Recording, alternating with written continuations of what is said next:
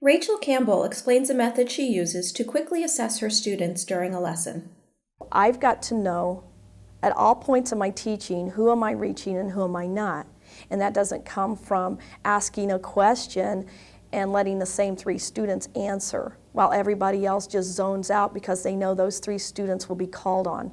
I think UDL involves giving wait time, letting everybody process. I sure would have appreciated that in school because I'm a processor. I have to think before I respond. And so we use whiteboards in the room, little small whiteboards. I use those probably 3 and 4 times a week. They are excellent. It's a non-threatening way that I can see if students are understanding the concept.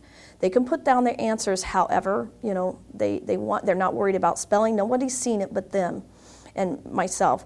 I understand if I need to reteach immediately. They've had time to think about their answer. You get more participation because they've had time to think about their answers. They put their answers down. The ones that are really quick, they can draw a little picture. They can be more creative on their boards with this, but everybody has a fair chance. Everybody can answer.